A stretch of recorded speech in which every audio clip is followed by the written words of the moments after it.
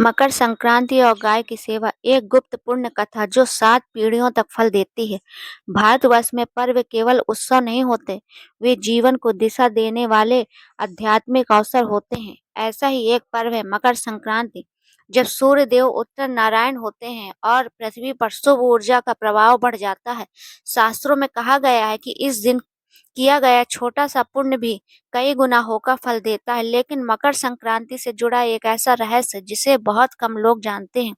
गाय को खिलाई जाने वाली एक विशेष वस्तु जो न केवल व्यक्ति के जीवन से दरिद्रता दूर करती है, बल्कि आने वाली 7 पीढ़ियों तक धन, सुख और शांति प्रदान करती है। यह कथा उसी रहस्य, उसी पुण्य और उसी चमत्कार की है। निर्धन ब्राह्मण और उसकी चिंता। बहुत समय पहले की बात, गंगा किनारे बसे एक छोटे से गांव में देवदत्त नामक ब्राह्मण अपनी पत्नी सुमित्रा और 2 बच्चों के साथ रहता था। देवदत्त ईमानदार, धर्मपरायण और वेदों का ज्ञाता था, परंतु उसके जीवन में एक ही दुख था, गरीबी। वह प्रतिदिन पूजा पाठ करता, अतिथियों की सेवा करता, लेकिन घर में कभी धन नहीं टिकता। जो थोड़ा बहुत आता वह बीमारी, कर्ज या किसी न किसी कारण से चला जाता। मकर संक्रांति निकट आ रही थी। गांव में चहल पहल थी। लोग तिल, गुड़, खिचड़ी, दान पुण्य की तैयारियां कर रहे थे। देवदत्त की पत्नी बोली, स्वामी, सब लोग संक्रांति पर दान करेंगे, लेकिन हमारे पास तो गाय को चारा देने तक के पैसे नहीं हैं। देवदत्त गहरी चिंता में पड़ गया। सन्यासी का आगमन। संक्रांति से एक दिन पहले गांव में एक तेजस्वी सन्यासी आए। उनके मुख पर दिव्य तेज था, मानो वर्षों की तपस्या बोल रही हो। गांव के लोग उनके चरणों में बैठ गए। देवदत्त भी हाथ जोड़कर बैठा। सन्यासी ने कहा, मकर संक्रांति केवल तिथि नहीं है, यह वह दिन है जब गाय की सेवा स्वयं लक्ष्मी को प्रसन्न करती है। देवदत्त ने विनम्रता से पूछा, महाराज, हम निर्धन हैं, क्या हमारे लिए भी कोई उपाय है? सन्यासी मुस्कुराए और बोले, पुत्र, धन से बड़ा भाव होता है। यदि संक्रांति के दिन गाय को एक विशेष चीज श्रद्धा से खिला दी जाए तो जीवन की दरिद्रता जड़ से समाप्त हो जाती है। वह गुप्त चीज? देवदत्त ने जिज्ञासा से पूछा। महाराज, वह विशेष वस्तु क्या है? सन्यासी ने चारों ओर देखा और धीमे स्वर में बोले, मकर संक्रांति के दिन गाय को गुड़, तिल, गेहूं, थोड़ा सा भी घी मिलाकर अपने हाथों से खिलाओ और खिलाते समय मन में यह प्रार्थना करो, हे गौ माता, मेरे आने वाली 7 पीढ़ियों की रक्षा करना। सन्यासी ने आगे कहा, ध्यान रखना, इसे दिखावे के लिए नहीं, गुप्त भाव से करना, यही इसका रहस्य है। इतना कहकर सन्यासी अंतर्ध्यान हो गए।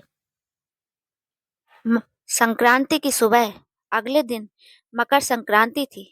देवदत्त के पास ज्यादा सामग्री नहीं थी, पर उसने किसी तरह थोड़ा सा तिल, गुड़, गेहूं और घर में बचा घी इकट्ठा किया। सूर्योदय से पहले स्नान करके उसने भगवान सूर्य को अर्घ्य दिया, फिर गाय के पास गया। गाय की आंखों में अद्भुत शांति थी। देवदत्त ने कांपते हुए हाथों से वह मिश्रण गाय को खिलाया और मन ही मन बोला, हे गौ माता, यदि मुझसे जाने अनजाने में कोई अपराध हुआ हो तो क्षमा करना। गाय ने प्रेम से भोजन स्वीकार किया। पहला चमत्कार। उसी दिन दोपहर में गांव के एक सेठ देवदत्त के घर आए। उन्होंने कहा, ब्राह्मण देवदत्त, हमें अपने घर में एक विद्वान चाहिए, क्या आप हमारे यज्ञ का संचालन करेंगे? देवदत्त को पहली बार अच्छा दक्षिणा मिला। कुछ ही दिनों में उसकी विद्वता की चर्चा दूर दूर तक फैल गई। धन का आगमन। 1 वर्ष के भीतर देवदत्त का जीवन बदल गया।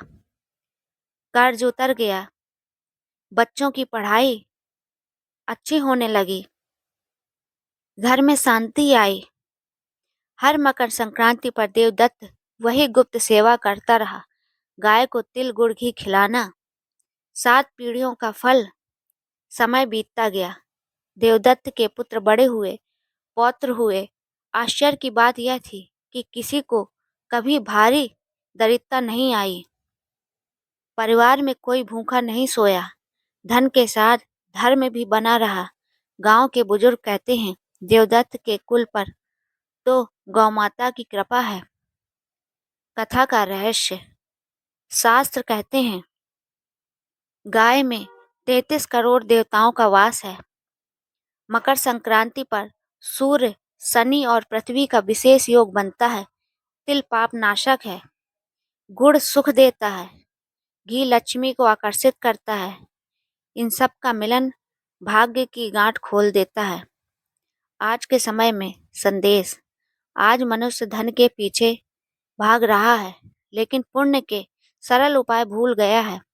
यदि आप भी चाहते हैं साल भर धन की कमी न हो, तो घर में शांति बनी रहे, बच्चों का भविष्य सुरक्षित हो, तो इस मकर संक्रांति पर गाय को यह गुप्त चीज अवश्य खिलाइए।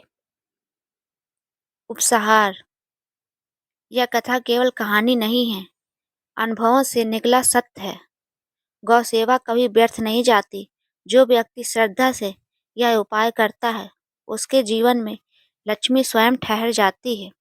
गाय को दिया गया एक निवाला 7 पीढ़ियों तक लौट कर आता है। अगर आपको यह कहानी पसंद आई हो तो please like subscribe my channel अद्भुत कहानी। धन्यवाद।